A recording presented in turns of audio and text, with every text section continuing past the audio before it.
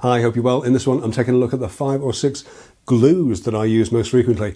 I'm not suggesting that these are the only glues you need, just that they're the ones that I find most useful for the kind of work I do. Incidentally, if you want a condensed and easy to print out reference version of this video, I've done a 5 glues fact sheet that's going to be attached to the next 10-Minute Workshop newsletter. That goes out this weekend, actually. It's a free sign-up at 10minuteworkshop.email. Links down below as always. So when choosing a glue, there's a few things that you need to think about. What it is that you're sticking together, the type of stresses that the glued joint is likely to be put to, the conditions that it'll be used in, so interior, exterior, waterproof, submergible, and so on. How quickly you want that glue to set, so fast grab or clamped up overnight, and how long it remains workable, or what's called the open time. Bigger glue ups take longer, so they need more time basically. So with all that in mind, these are the glues that I typically use around the workshop, more or less in order of the most used to the least. So for 90-something% of my general woodworking, I use a fast grab PVA or polyvinyl acetate adhesive. It's a ready mixed water-based glue, and my go-to brand pretty much forever has been this Polyurethane 10-minute PVA, not just because it's right on brand, but actually the main reason for getting into it was because I could buy big 5-litre bottles of it.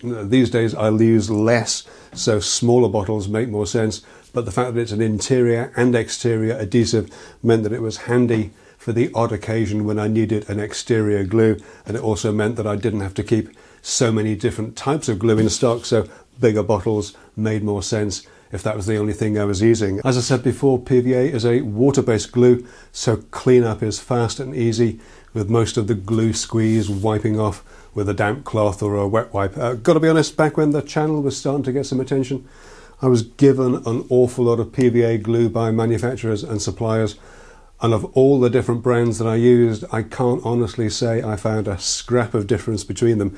So I'd use whatever you can get your hands on easily, but the Polyurethane works well for me. There are links in the video description down below to this and all the glues that I'm chatting about here today. So CA adhesive next, also known as super glue. Never had a lot of luck with CA glues.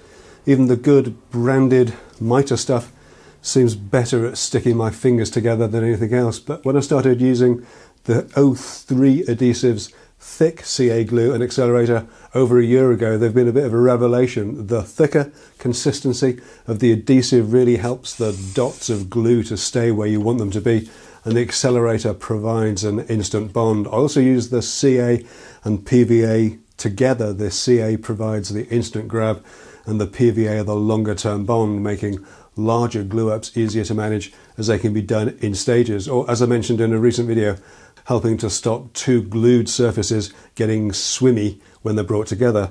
One thing I have used the thin consistency CA glue for is that if I've ever needed to tap a thread into a piece of timber to take a bolt or a machine screw, for example, once the hole is drilled, you can just run a drop of thin CA glue into it and let it set. Then you have a much firmer surface to the inside of the hole that'll take a thread really well. I found that some CA adhesives on its own can be a bit of a brittle bond sometimes, but again, the thicker consistency does seem better in that regard as well.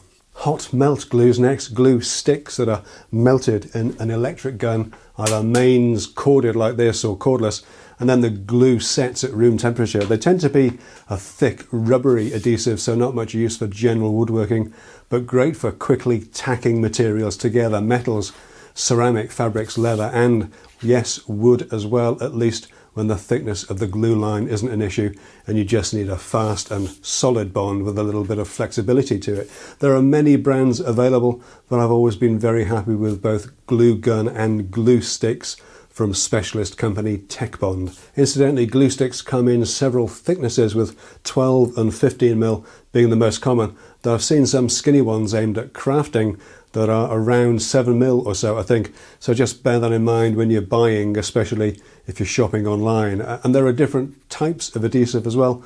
Most will give a very fast bond, but some have a longer open time. But a longer open time in the context of hot melt glues is like a couple of minutes instead of 30 seconds or so. A good trick is to warm up the materials before applying the glue, as this can help extend the open time, especially with metals. and the bond is reversible by applying heat, so just be a little cautious about using this type of glue anywhere that may get direct sunlight, for example. Epoxy is a two-pack adhesive, a resin and a hardener that once mixed sets to form a solid, permanent and usually waterproof bond between the materials. The benefit of this is that you only need to mix up as much as you need. A drawback is that it can be a bit of a sticky mess to do the mixing, and once it starts to cure, there's no going back. Epoxy can be quite a thick consistency out of the bottle, especially when cold, but it thins down when mixed and then thickens up again as it starts to set. I like the Epoxy brand as it comes in decent sized bottles rather than little tubes, and it's available in 5-minute and 30-minute setting times. The risk of stating the obvious, try and avoid putting the hardener cap on the resin bottle as you'll fight to get it off, and I found it's usually a good idea to mix up a little bit more than you need and keep the applicator. I typically use a cut down lolly stick in this extra blob of glue, as it's a reliable indication of when that particular mix is set. The setting time will vary a little bit depending on how much hardener you add. You typically use equal measures of resin and hardener, and adding too much hardener can make for a more brittle bond when set, as well as landing you with the tail end of a resin bottle with no hardener to use it with. I use epoxy mostly for non-woodworking projects, gluing a metal bracket to a piece of plywood that's too thin to get a screw into, for example, and for other materials like plastics and ceramics. And as with all adhesives, it's a good idea to scuff up shiny surfaces with a bit of abrasive to give the glue a fighting chance of getting a decent fix. So we're getting down to my least used glues now, and PU or polyurethane adhesive is a ready mixed glue that sets fast and strong, with the added bonus that it foams up, it expands slightly while setting, so it can also fill small gaps. That's no excuse for gappy joinery, of course, and it can also be a bit of a sticky mess to use and has the downside of turning black on contact with your skin, so gloves are recommended if you don't want mucky hands. I quite like the lumberjack PU adhesive, and it also comes in a sealant style tube for use with an applicator gun. It's available in this 30-minute formulation if you need the extra open time, or a fast setting 5-minute mixture, and it's a fully waterproof glue and obviously suitable for exterior use, so always worth having a tube or a bottle around the workshop generally, and especially if you do a lot of exterior or garden joinery work.